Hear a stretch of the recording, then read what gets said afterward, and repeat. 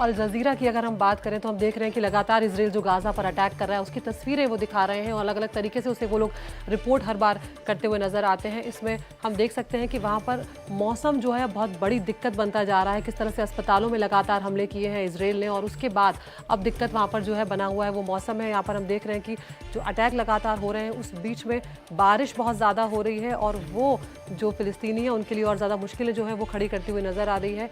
और जो टेंट्स हैं, जो शेल्टर्स हैं, वहाँ पर रहना लोगों का दूभर हो गया है क्योंकि अब उनके पास इंतजामात पूरे नहीं है, खाने पीने की व्यवस्था नहीं है, जिसके चलते वहाँ पर कुछ लोगों की भूख के चलते भी अब जान जाने लगी। इसके अलावा एक जो बड़ी खबर अल जजीरा में दिखाई गई है वो है पत्रकारों से जुड़ी हुई कि किस तरह से उन्होंने लिख दिया हुआ है know their names the Palestinians journalist killed by Israel in Gaza. तो ये एक अलग तरीके से यहाँ पर श्रद्धांजलि जो है वो अल जजीरा जो है वो यहाँ पर देता हुआ नजर आ रहा है। आप देख सकते हैं कि पूरी काली स्क्रीन है लेकिन उसमें तस्वीरें जो हैं वो तमाम जर्नलिस्ट की दिखाई गई हैं कि किस तरह से कितने लोगों ने उनकी अपनी जान जो है वो यहाँ पर गंवाई है। और ये दिखाया है कि कब से कब तक, अगर हम आपको बताएं तारीख तो अक्टूबर 7 2023 से लेकर दिसंबर 25 2024 तक यहाँ पर अब तक जो है 217 जर्नलिस्ट और जो मीडिया वर्कर्स हैं उनकी जान चली गई है गाजा में फिलिस्तीन के हमलों में। और कुछ इस तरह से उन्हें यहाँ पर श्रद्धांजलि दी गई है, इनके नाम दिए गए हैं, इनकी तारीखें दी गई हैं और इस तरह से सबकी तस्वीरें यहाँ पर दिखाई गई हैं। और कहा गया है कि किस तरह से ये जर्नलिस्ट के लिए एक सबसे ख़राब दौर रहा है और अब तक जितने जर्नलिस्ट की यहाँ पर जान गई है ऐसा पहले कभी भी नहीं देखा गया।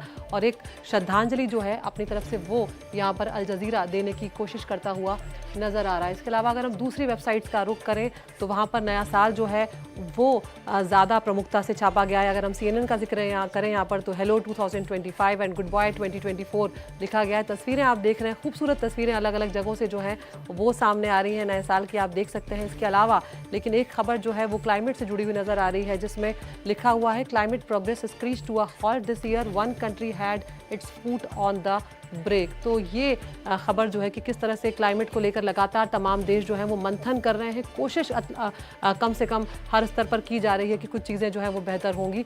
लेकिन यहाँ पर ये जिक्र जो किया गया है वो भी हम आपको दिखाते हैं कि किस तरह से कि global efforts to tackle some of the planet's most pressing crisis from climate change to plastic pollution have ended a failure or bitter disappointment. There is one country whose name comes up again and again, Saudi Arabia. क्योंकि यहाँ पर जो बैठक हुई उसमें उन्होंने साफ तौर पर एक तरह से उन्होंने ब्लॉक कर दिया है। यहाँ पर एक तरह से ये कहना है जो क्लाइमेट के एक्सपर्ट हैं कि उन्होंने जितनी भी कोशिश की जाती है वो ब्लॉक कर देते हैं यहाँ पर।